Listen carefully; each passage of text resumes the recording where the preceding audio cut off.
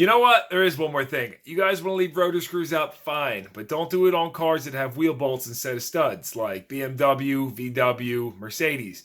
Because I'm sick and tired of when somebody leaves them off and then I go to put the wheel back on and the damn rotor's spinning in there. I gotta realign it with the hub, and it's just annoying. Put the screw back in if it's not studs.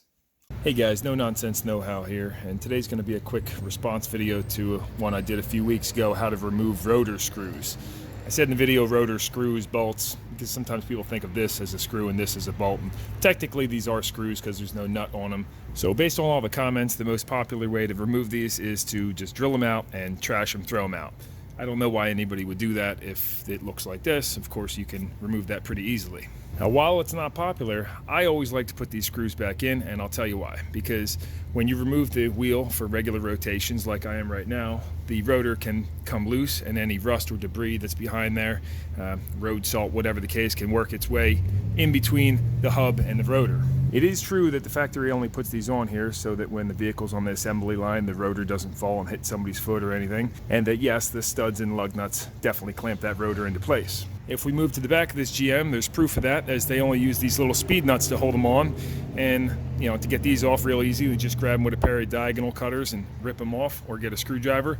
But here's what I'm saying: when you remove the wheel, see how this rotor's just loose on there? So yeah, right now it's fine, but around here we get a lot of rust, and if you go off-road and stuff, you're gonna have mud and grit behind there that could get in between the rotor and the hub. So I like to put the screws back on. If it doesn't have them, it doesn't have them. Doesn't make a huge difference. The next little thing I want to address is many people commented saying I'm not using my hand impact properly.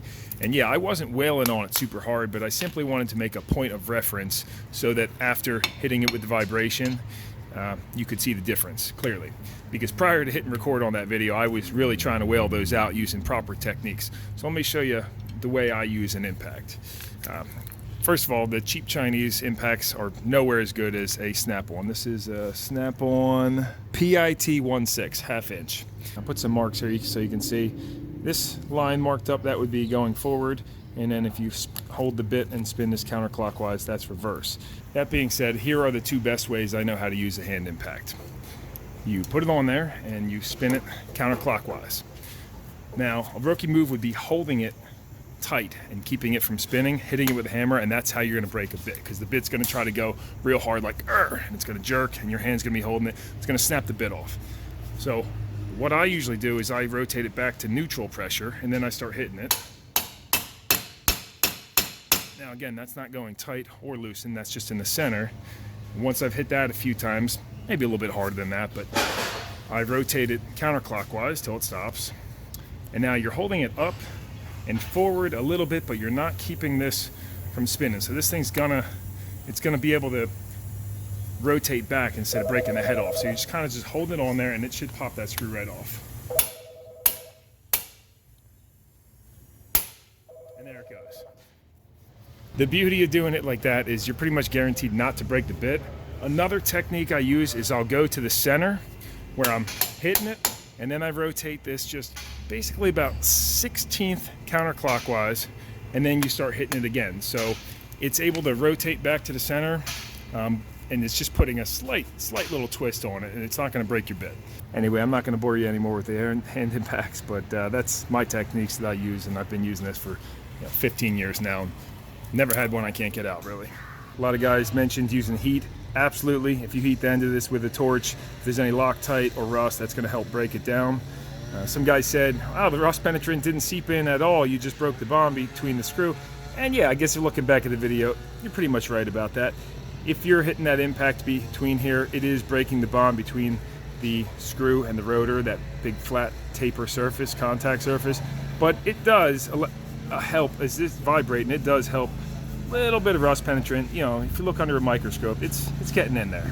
And if you don't have an air hammer handy, you have an old rusted rotor that's on there, spray the whole thing down with rust penetrant and then go around it with a 3-pound sledge or any hammer you have.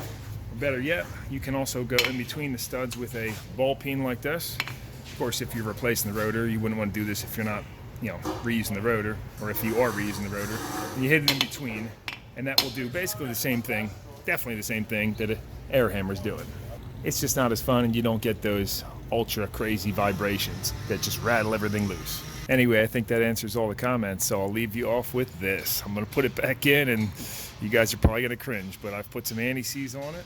You see, that's big threads on there too. They're 8x125. I'm going to twist it in, and I'll say this. If you just leave it in there hand tight, when somebody torques this rotor down and it clamps 140 foot-pounds down, this rotor screw is going to come out and slowly rattle out over time. And I've seen this happen when people go to do a rotation. It's sticking out a little bit and they don't notice it, and then it actually hangs up on the wheel and will prevent the wheel from seating against. I've seen this happen.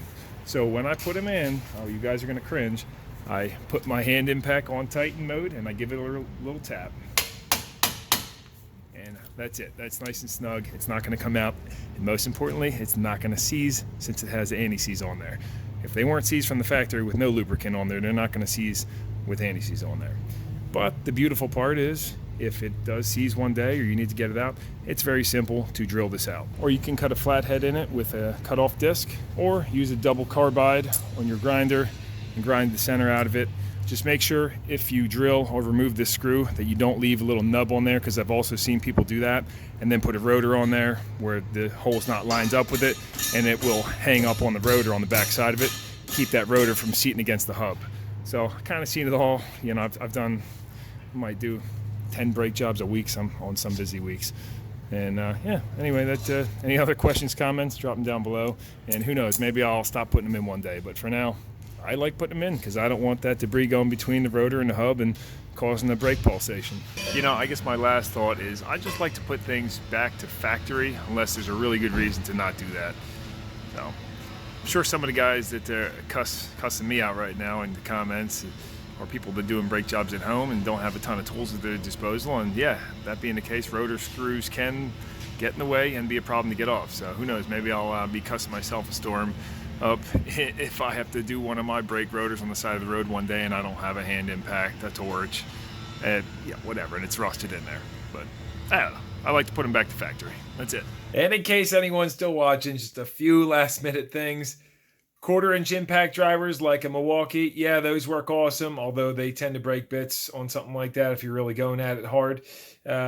Also, guys mentioned the air hammer. Oh, there goes your wheel bearing or your ABS sensor. Not in my experience. I've never had that problem. You're not hitting the thing like crazy, and if you're using a wide bit, it's spreading it out.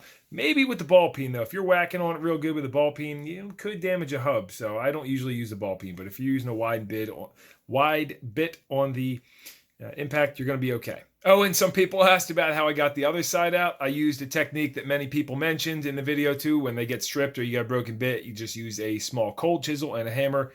They'll come right out if it's not seized, and if not, you drill it out or smash it apart, whatever you got to do. Sometimes using a acetylene oxygen torch is a good way to get them too.